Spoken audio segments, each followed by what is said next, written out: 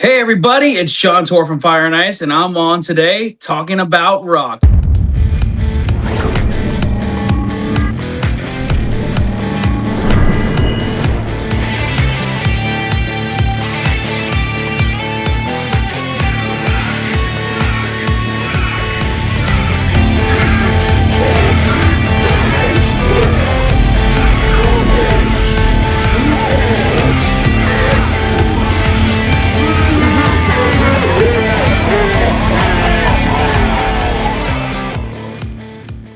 Okay, today we have for you a hard rock and heavy metal band hailing from the gutters of New Jersey and New York, drawing inspiration from iconic bands such as Aerosmith, Van Halen, Rat, and Skid Row.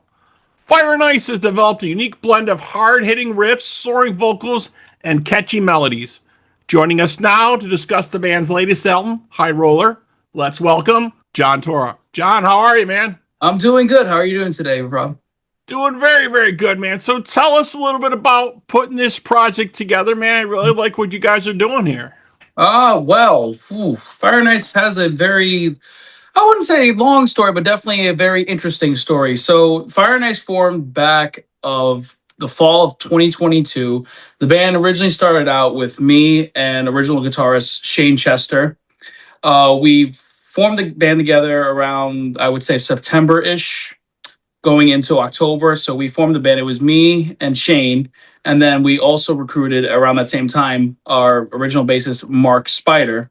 And it was just the three of us for a little while. And we were searching for drummers all over the place. We had some people in Staten Island we were inquiring about that Shane knew.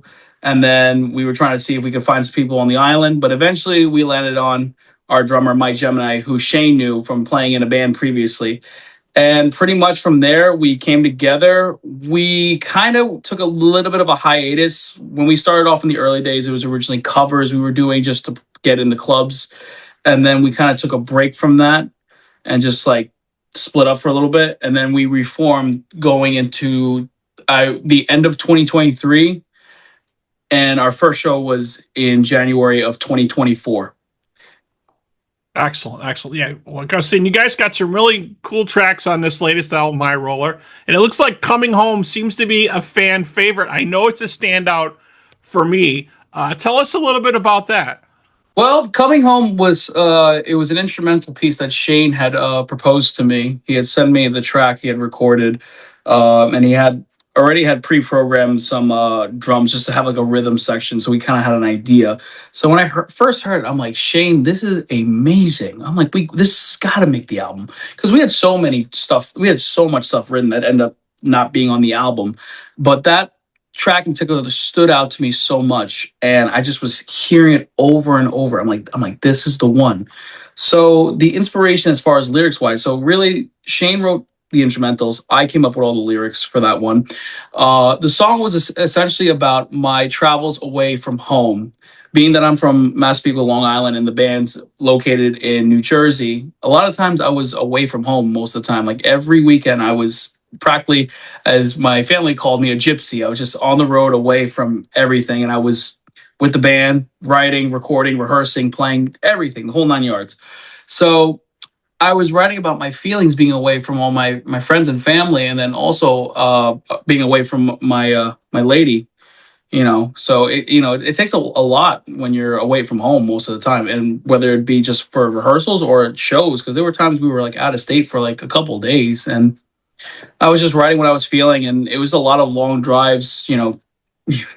The amount of times I've crossed that George Washington Bridge connecting New Jersey to New York, it just was a lot back and forth, late nights. Sometimes I got home at 10 o'clock. Sometimes I got home at 4 a.m. So it was just a lot. It was a lot going on. So essentially, I just wrote what I was feeling, and it was just all the roads and cities that we've been through and passed through, and towns and everything. And it pretty much summed up what I was feeling, like, doing shows, as well as the process of recording the album. Because the other thing was, when we did this album, we recorded it in Rahway. So I was committing every weekend from like morning till night. Yeah, I was going to ask you about that. Was it the first time in your studio doing this at Rahway here, recording here? So yes, so High Roller is the first album that we recorded in a professional studio, and I would say also the first glam metal album produced out of Hellhound and Rawway. And the debut EP we put out before Hypnotize, we did that ourselves as kind of a rough demo that we had, and that one we actually produced, mixed, and mastered at Mark's house in Jersey, except for one track, Lust for Love, which is my personal favorite song that we've written. It was also actually the first song that we written that was actually recorded in my house because Shane and Mark had experience with recording, mixing, and producing. So we like, okay, we didn't have a budget at the time, so like, let's just do it ourselves, put it out there, see if people like it, follow up, then we know we're going to invest in an album. And we put the EP out and people really liked it. And we're like, okay, so let's give them something better quality, better production, better songs, So then we took it to Hellhound. Yeah, definitely. So how was it working with producer? I think you had Beto Andre on this producing for you. How was that? Beto was amazing. I love that guy like no tomorrow. All of us in the band, we love Beto. He is one of the best guys to work with as a producer. Very down to earth, very humble, very nice. And, while being a producer, he's also a great friend. There was a lot of times, we had our moments. We were just hanging out, laughing, giggling, having, bro time, as they would say. Right. But they say the hang is just as important, if not more important than anything else, right? Absolutely. We had a lot of fun times recording because, he was with us for like almost a whole year in that room, just hearing us babble all the time. And at the end of the day, while we were all joking around as friends, he's like, hey, guys, chop, chop. This is your money you're spending. We got work to do. Exactly. And there were times like we laid down tracks and to us it sounded fine. And he's like, you're going to redo that again. And then we'd be like, it sounds good. And he's like, nope, redo it. Right. So, right. Sometimes it's good to trust your producer. Yeah. Definitely. I know I've talked to a couple different artists about this lately. You know what I mean? And I know when a lot of bands get in the studio, they're kind of headstrong. They want things a certain way. But it seems, pretty relevant to listen to somebody that's been doing this a little while. Might have a little more insight, right? Yeah. Oh, definitely. Yeah, he definitely knew what we were trying to do, and he was going to do everything he can to make sure we got that vision we were looking for. And like, it was everything to like the little slightest note. If like one little teensy little note was off, it's got to be perfect. And it paid off in the end. There was times where something that we thought would be recorded in a minute took maybe 20 minutes. Now, did you have the whole band in the studio at the same time doing this pretty much, or was it different times? We kind of broke it up into different sessions. So the way we did it, basically, when we went to record a new track. So let's say we're starting a new track to record. So we had a little scratch track demo. We have demo guitars, a demo drums, just to have an idea. Right. Or let's say, like, for example, Mark sometimes writes a lot of the songs that we do. Mark will come up with like a concept with a guitar track he'll lay down, and he'll do a program drum to give like Mike an idea of like where to like start off. So like just to lay the foundation. Then we kind of practice it, and then at the same time while we're practicing, we kind of write our own things to make it our own thing. And then essentially we go to the studio, we book and do the drums first. So we lay down the drum tracks. So usually at times we would do two songs. So 2 drum tracks, get all that done tight. And if there's time, maybe lay down a bass track. But mostly we broke it up into different sessions. So like, let's say for the next month, we're going to have 2 songs we have to record. So we would take 1 week for the drums and to lay down a bass. The second week is to lay down the guitars, the vocals, and the solos, and rinse and repeat essentially. Yeah, definitely. Yeah. So another thing on here I wanted to ask you about, it looks like you guys took the track Escape into the Night, you took it off of the EP version, kind of recorded a cleaner re-recorded version, incorporated a scanner in there also, and you had the band members acting out like reports of a high-speed chase. That was a really cool idea. I really like that. It was something I came up with because Escape into the Night was actually, it was a accidental song that ended up on the original EP because we had a different song we were going to do, and it had the concept of escape into the night. That was just a cool name. But for some reason, just the lyrics we had written down and just the pretty much the melody, it just wasn't flowing. We're like, oh, this is such a good riff, but like the melody's not working for this. So Shane had another track he had recorded in his demos, and he pulled it out. He's like, well, let's try this. And so we're hearing it, and then I'm like, okay, I got some lyrics left over from other songs. So I took basically different lyrics from different pieces of music I had written, put it all together. And I believe Mark came up with a good melody, and Mike also put his input. And we came up with Escape into the Night, which actually has no meaning.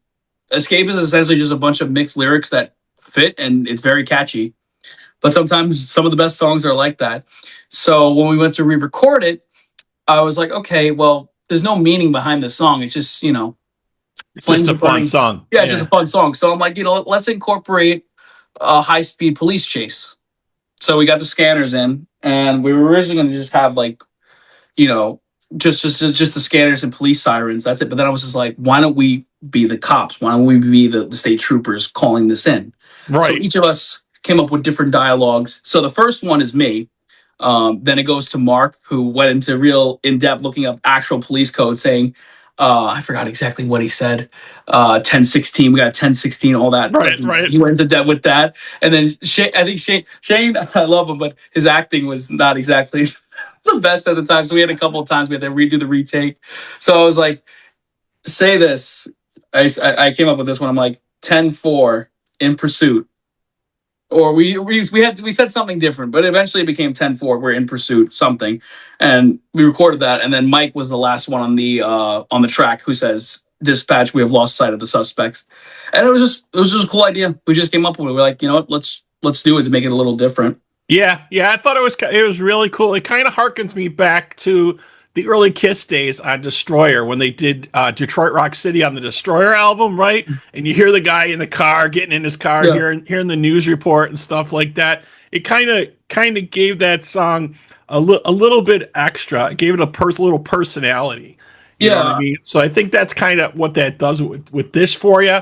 And another track on here, which I thought was really cool, "Don't You Cry," is definitely an arena anthem. Was that consciously thought about to do that with that? So that was all Mark. So Mark wrote that song entirety, all the instrumentals, the rhythm, the melody, the lyrics. That was all Mark. Mark is heavily influenced by AOR. Like he loves bands like Flip. He loves Winker. He loves Kip Winger. I love Winger too. Such a great artist. I was able to speak to him a couple years ago. Yeah, definitely. But Mark essentially wanted to do his own like AOR ballad, and he had this. And prior to even showing us "Don't You Cry," Mark had put out a solo album with his own stuff. Because before I really got to know Mark was a solo artist writing his own stuff. And then when he came in with us in Fire and Ice, he's like, "Here, I got some stuff maybe we can use." So he had "Don't You Cry." And I remember hearing that. I was like, dude, this is great. It reminds me of Journey and Winger fused, And I was like, I can't sing this. You got to sing this, because that was the whole thing. What was great. And Mark even told me, which one thing I've noticed, a lot of bands nowadays don't usually have two singers now, like they used to. Not very often anymore. No. So so I was like, okay, well, why don't you sing? It gives me a chance, a break from the mic, catch my breath, and maybe roam around the stage. Because most of the time when I'm singing, I'm glued to the front of the stage because I got my guitar in hand and I'm singing, Right. So I can't really like grab the mic and walk around freely. But recently I've been actually doing that, so that's a good thing. But I was like, Mark, you got to sing this, and we recorded it. He sung it, and I'm like, that's it. Like your voice is meant for that. And that's the one thing with me and Mark, which I love, is we write stuff, and there are certain songs like maybe I'll write, and then I go to sing it, and I'm like, no, Mark, that's more your voice. And same thing, vice versa. Mark will be like, no, Torra, this is more of your kind of style, So we trade on and off, and then we have like, Welcome to the Show, which features both of us. That was basically kind of our tribute to Shout It Out Loud, and that one Mike came up with. So that's Mike Gemini's big credit on the album was Welcome to the Show. Yeah, definitely a lot of blood, sweat, and tears and work definitely went into this album. So, one Yeah. question I've been asking a lot of artists lately, because this is going around all the time, is with AI creating music. Oh, Just this week, Apple iTunes announced that they would be labeling any music created by AI as such on their service, and I'm sure the other services are going to follow suit. You know what I mean? As an artist, what do you think about this AI creating music? I I have mixed feelings with it. Some of the stuff it's kind of cool, like they come up with. I've seen clips of like them using AI to make James Hetfield from Metallica sing like La Bamba. So Richie Valens, like it's kind of funny, or something with like Vince Neil doing AC/DC. I mean, it's kind of like funny to hear it, but at the same time, you really think like dang, a computer did that, like it's not cool. And there's a lot of people out there who are really grinding out there, pouring their hearts out, writing all these beautiful pieces, and then you get a computer who can generate something in 2 seconds, and then people will cater to that more so towards an artist who's busting his ass. Can I say that on here? Of course we can. Yeah, This is yeah, the internet. We can say whatever we want. yeah. Busting his fucking ass. It's to me, it's not cool. And it's just I'll put you this way, and this is what I've been saying. They were right in 1984 when they made a movie about this, and I think you know what movie I'm talking about. Yeah, exactly, Yep. exactly. And we're Skynet. yeah, and we're feeding that like every different source is like, come and use our AI so you can train the AI stuff, but you can't get human emotion Oh no. from an AI generated song. It just doesn't Oh, happen. And that's the magic of music, is passing that feeling and that emotion that you right. create that song to your audience, and your audience reacts and brings it back to you. Right. Yeah. No, it's really gotten bad with AI, and at first I think people took it as like, oh, it's kind of cool. You can alternate stuff and do that, but it's just gotten so out of hand that it's like I said, Skynet's taking over, and Yeah. they warned us this unintentionally Right. 40 years ago, Yep. and then they reminded us in 1991. But I Yep. guess we didn't get the message then. Yep. Very, very true. um, only the future tells. Only the future can tell what's going to happen next. But personally, me, um, I don't agree with it. Like I said, I understand it for like comedy standpoints, but at the end of the day, people are losing jobs, and it's an insult to the people who write their asses off and spend night and day trying to make an honest living by doing this music stuff like we are. Yep. Yep. So Totally agree with you. So you're like you were saying, looking forward, what are next steps for Fire and Ice? You guys got shows lined up, or what's going on next? ooh, oh, I don't even know if okay. We did announce in July we're returning back to Los Angeles to play the Whiskey a Go Go. We are direct support for the legendary band Steelheart. Nice. So we have that going on. We have a show in 2 weeks, April 4th. It's a Saturday, Queens, the Wild Goose. We're playing with our friends Ferret, Snow White, and Electric Circus. So we're doing a show there. So anybody in the Queens area, Ozone Park, wherever, the boroughs, you know where to go on that date. We got some other stuff planned. I will say this. I'll give you this little teaser. I don't know if I'm allowed to say it yet, but I will say Los Angeles, we got 2 more shows for you guys. I'll put it this way, 2 separate months. So you got us in July, but you got us for another 2 different months. So that's all I can say right now. Be sure to check the Fire and Ice page on Instagram, Fire and Ice Band official. Or no, I think it's Fire and Ice Band. What am I talking about? I've been in this band. I started this band with Shane, and I can't even remember the Instagram user because we have so many different usernames. It gets mixed up. But just check on the Fire and Ice page. You'll see what we got in stock, and trust me, you guys are gonna love it. I promise you. Very, very cool. All right, the new album High Roller is out now from Fire and Ice. You can check that out on all the streaming platforms. Very, very cool. John Torra, so good to speak to you today, my friend. Thank you so much. Thank you for having me on here. Yeah, definitely. And our folks out there, we hope you're doing your part by keeping the torch alive and supporting live music wherever you are.